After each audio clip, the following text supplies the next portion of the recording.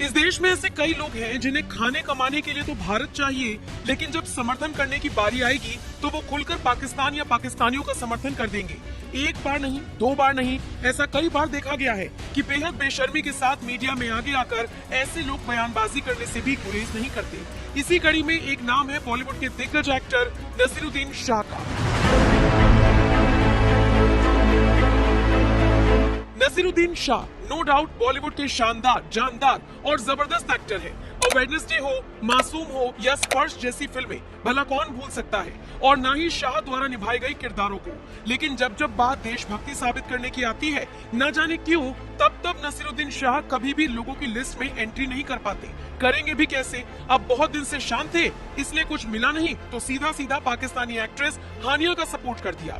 आप सोचिए, ये वही नसीरुद्दीन शाह हैं जिन्होंने ऑपरेशन सिंदूर जैसे सैन्य अभियान को लेकर तो अब तक कुछ नहीं कहा, लेकिन जैसे ही बात आई दिलजीत वाली कंट्रोवर्सी की तो वो तुरंत कूद पड़े और सीधा हानिया तक का समर्थन कर दिया।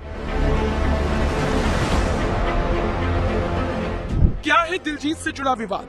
हाल ही में दिलजीत की फिल्म सरदार जी 3 का ट्रेलर रिलीज हुआ। इस फिल्म में दिलजीत के साथ पाकिस्तानी एक्ट्रेस हानिया आमिर को भी कास्ट किया गया है।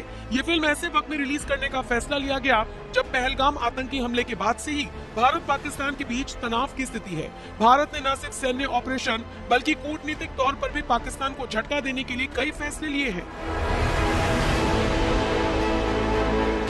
एक तरफ भारत का सैन्य अभियान और पाकिस्तान से तलखी, दूसरी तरफ पाकिस्तान के मंत्रियों द्वारा बार बार गीदड़ भपकी देने का सिलसिला जारी है। इतना ही नहीं, वहां के फील्ड मार्शल असीम मुनीर की तरफ से एक बार फिर जम्मू कश्मीर का राग अलापा गया है। इसके बावजूद दिलजीत हानिया के साथ काम करते दिखे तो भारत में उनका विरोध होने लगा और रही सही कसर पूरी कर दी उनका साथ देकर नसीरुद्दीन शाह ने। आपको बता दें, दिलजीत का लंबे वक्त से विरोध हो रहा है। बी प्राक और मिक्का जैसे स्टार्स ने तो दिलजीत को जमकर खरी खोटी सुनाई थी। यहाँ तक कि सोशल मीडिया प्लेटफॉर्म पर हैशटैग बॉयकॉट दिलजीत तक ट्रेंड करने लगा था। दिलजीत के बयान के साथ साथ उनका सपोर्ट करने के लिए शाह भी मैदान में उतर आए। नसीरुद्दीन शाह ने साफ साफ कह दिया कि वो दिलजीत के साथ मजबूती से खड़े हैं। शाह ने अपने सोशल मीडिया प्लेटफॉर्म पर लिखा, मैं दिलजीत के साथ मजबूती से खड़ा हूँ। जुमला पार्टी का गंदा चालबाज विभाग उन पर हमला करने का मौका तलाश रहा है और उन्हें लगता है कि अब उन्हें मौका मिल गया। ये बेहद दुर्भाग्यपूर्ण है कि जो लोग असल में फिल्म की कास्टिंग के जिम्मेदार हैं, उन्हें कोई नहीं जानता, जबकि दिलजीत एक मशहूर नाम है, इसीलिए उन्हें ही निशाना बनाया जा रहा है। दिलजीत ने फिल्म के लिए हाँ सिर्फ इसने कहा क्योंकि उसके मन में किसी के लिए भी नफरत नहीं है। हमें भारत और पाकिस्तान के आम लोगों के बीच व्यक्तिगत स्तर पर संवाद बनाए रखने की जरूरत है, न कि उसे खत्म करने की। ये गुंडे जो चाहते हैं वो ये है कि भारत और पाकिस्तान के आम लोग आपस में बातचीत करना बंद कर दें। मेरे खुद के पाकिस्तान में कुछ करीबी रिश्तेदार और प्यारे दोस्त हैं। कोई मुझे उनसे मिलने या जब भी मन करे उन्हें अपना प्यार भेजने से रोक नहीं सकता। अंत में पाकिस्तान चले जाओ कहने वालों से कहूंगा, कैलाश आ जाओ। फेसबुक पर लिखे गए शाह के इस पोस्ट के बाद से ही पूरा देश दो खेमों में बट गया।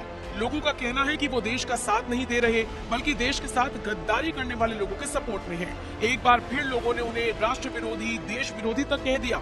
यहाँ तक कि FWIC के चीफ एडवाइजर अशोक पंडित ने तो ये तक कह दिया कि देश पहले आता है, आतंकवाद को किसी भी कीमत पर बर्दाश्त नहीं किया जाएगा।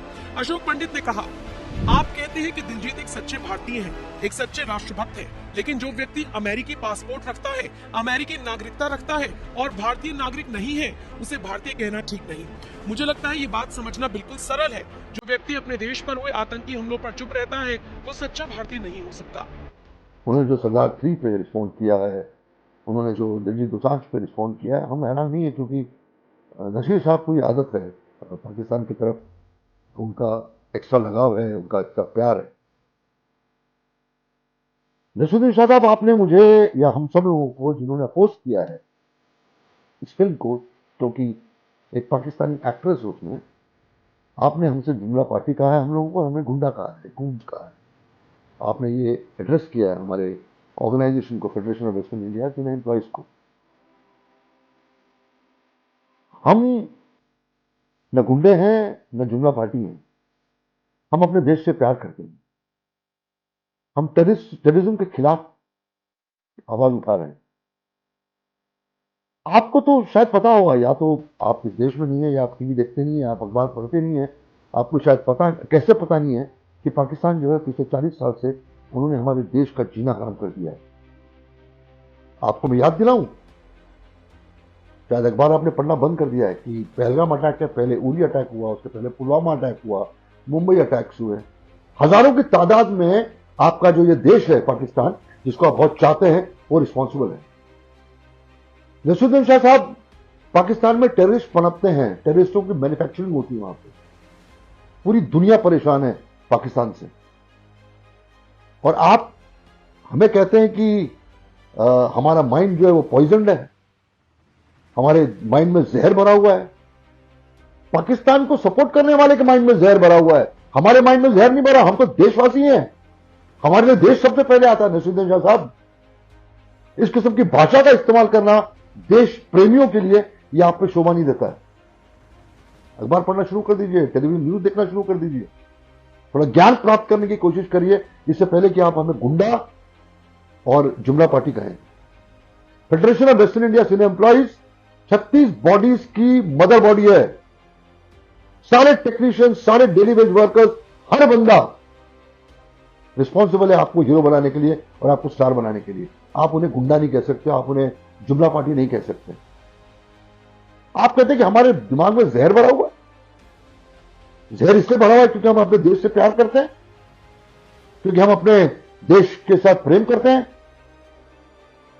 हमें दर्द होता है जब हमारे देश का कोई बाशिंदा गोली से मारा जाता है पाकिस्तान की वजह से। अब हमें गुंडा कह रहे हैं। आप ये कहते हैं कि इसकी कास्टिंग जो दिलजीत ने नहीं की, डायरेक्टर ने की। As a hero he could have refused it, वो रिफ्यूज कर देते उसके साथ नाच गाना। ताकत तो थी ना इतनी। और ये कहना कि फिल्म जो है वो पहलगाम के पहले बन चुकी थी, कास्टिंग हो चुकी थी, लेकिन उसके पहले भी तो मारे गए हम लोग। ये तो प्रूव हो चुका ना प्रूव हो चुका है ना कि पाकिस्तान एक टेररिस्ट नेशन है। पाकिस्तान एक ऐसा देश है जो वायलेंस में बिलीव करता है, जो खून खराबे में बिलीव करता है। आपको इस बात का इल्म नहीं है, इस बात का ज्ञान नहीं है आपको रशीद साहब। आपका कहना है कि आपके रिश्तेदार पाकिस्तान में है और हम जो है वो इंडिया और पाकिस्तान के बीच में डिवाइड करने की कोशिश करते हैं। कैसी बातें कर रहे हैं आप? आपके रिश्तेदार होंगे वहां पे, आपको प्रेम होगा पाकिस्तान से, तो आप करिए ना, हम आपको कहां मना कर रहे हैं। लेकिन हम इस बात को लेकर बहुत सीरियस है कि कोई भी पाकिस्तानी जिस देश को बिलोंग करता है, जिस देश को बिलोंग करता है, जिसकी वजह से हमारा खून खराबा होता है, हमारा देश जो तकलीफ में है, हम उनके साथ काम नहीं करेंगे। और हमने federation of eastern India cine employees ने दिलजीत के खिलाफ नॉन कॉपरेशन इशू किया हुआ है। और जो पाकिस्तानी के साथ काम करेगा, हम उनके साथ काम नहीं करेंगे। तो हम देखते हो शूटिंग कैसे करते हैं, यहाँ पे काम कैसे करते हैं। हमारा दिल जो है ना वो हिंदुस्तान के साथ है, इस देश के साथ है। ये बड़ा फैशनेबल है ये कहना कि हम आर्टिस्ट हैं और आर्टिस्ट के लिए बॉर्डर्स नहीं होते हैं। होता है, आर्टिस्ट हैं आप, खुदा नहीं है कोई, आप कोई ईश्वर नहीं है। ये देश सबसे पहले।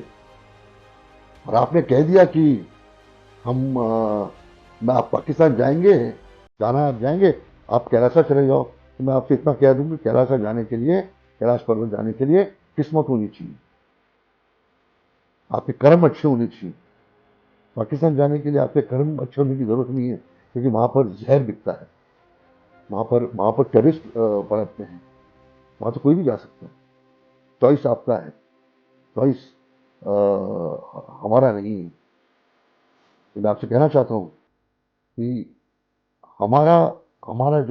हमारी जो मनस्थिति है वो देश के साथ है, पाकिस्तान के साथ नहीं। दिलजीत और हानिया का साथ देकर नसीरुद्दीन शाह बुरी तरह से घिर गए हैं। लेकिन गुरु, ये कोई पहली बार नहीं जब शाह ने इस तरह से विवाद खड़ा किया हो। इस तरह का उनका तो इतिहास रहा है। अभी कुछ दिन पहले आई नेटफ्लिक्स पर एक सीरीज जिसका नाम था IC-814 द कंधार हाईजैक। इसे लेकर उन्होंने जानते हैं क्या बयान दिया था? उन्होंने कहा था कि इस फिल्म से इस्लामोफोबिया बढ़ सकता है। और सोचिए, ये बयान तो तब आया था जब सीरीज में आतंकवादियों के गैर मुस्लिम नामों और उनके चित्रण पर पहले ही दर्शकों ने आपत्ति जताई थी। लेकिन सच तो हर कोई जानता ही था। खैर, शाह के इस बयान की बीजेपी और शिवसेना ने कड़ी निंदा की। शिवसेना प्रवक्ता की तरफ से बयान सामने आया है कि शाह को आदत है बार बार विवादित बयान देने की, जो लोगों में संदेह पैदा करता है। इसके अलावा बीजेपी नेता भी लगातार तंज कस रहे हैं और बता रहे हैं कि कैसे नसीरुद्दीन शाह की अब आदत हो गई है इस तरह से विवादित बयान देकर विवाद खड़ा करने की। बहरहाल, नसीरुद्दीन शाह के इस बयान के बाद से ही देश में उनके लिए उबाल है। लोग उन्हें राष्ट्र विरोधी तक कह रहे हैं और पाकिस्तान जाने की सलाह दे रहे हैं। इतना ही नहीं, पूरी बॉलीवुड इंडस्ट्री भी अब दो खेमों में बटी हुई नजर आ रही है। अब देखने वाली बात होगी कि नसीरुद्दीन शाह अपने इस बयान पर सफाई देते हैं, माफी मांगते हैं या फिर अड़े रहते हैं।